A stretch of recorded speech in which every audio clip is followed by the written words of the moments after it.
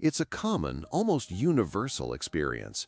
You get up from your desk, walk into the kitchen with a clear purpose, and then, standing in the middle of the room, your mind goes blank.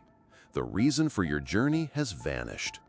This phenomenon, known as the doorway effect or location-based memory impairment, isn't just a quirk of forgetfulness. It's a fascinating insight into how our brains manage and store information.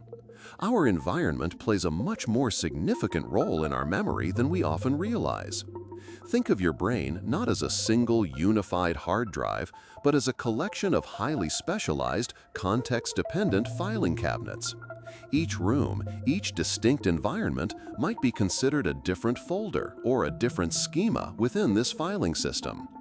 When you're in one room, your brain activates the schema associated with that location, bringing forth relevant memories, tasks, and intentions.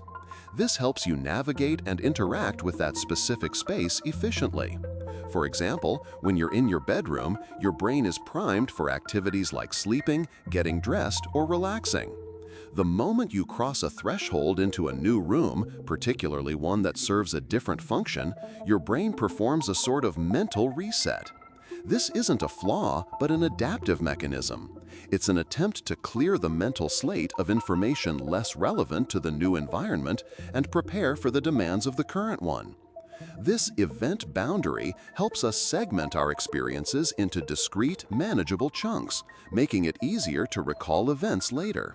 Imagine trying to remember a long, continuous stream of consciousness without any breaks. It would be incredibly difficult to pinpoint specific moments. This boundary effect has been demonstrated in various experiments.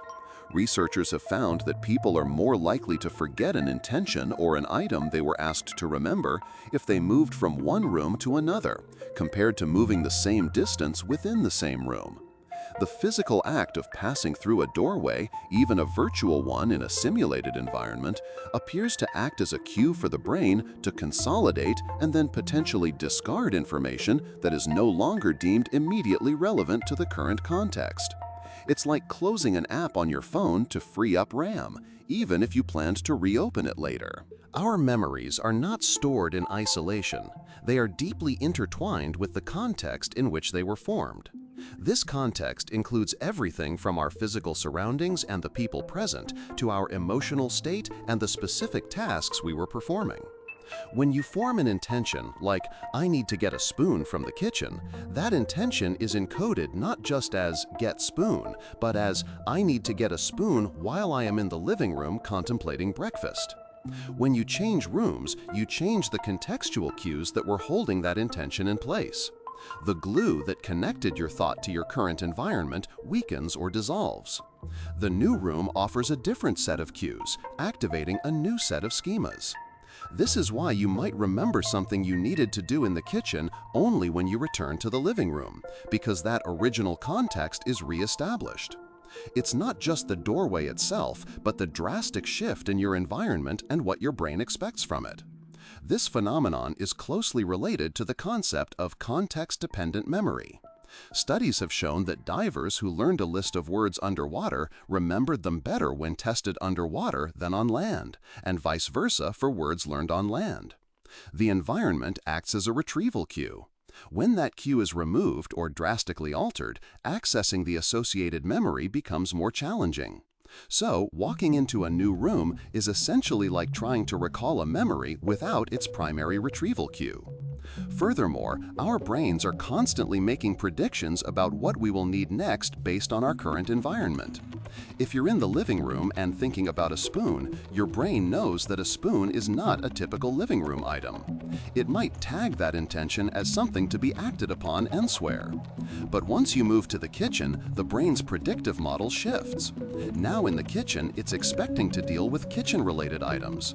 If the spoon intention hasn't been strongly encoded or constantly rehearsed, it can easily be overwritten or pushed to the background by the influx of new kitchen-appropriate information. It's a matter of cognitive load and attentional resources being redirected to the new environment's demands. Beyond context, the act of transitioning itself imposes a cognitive load on our brains.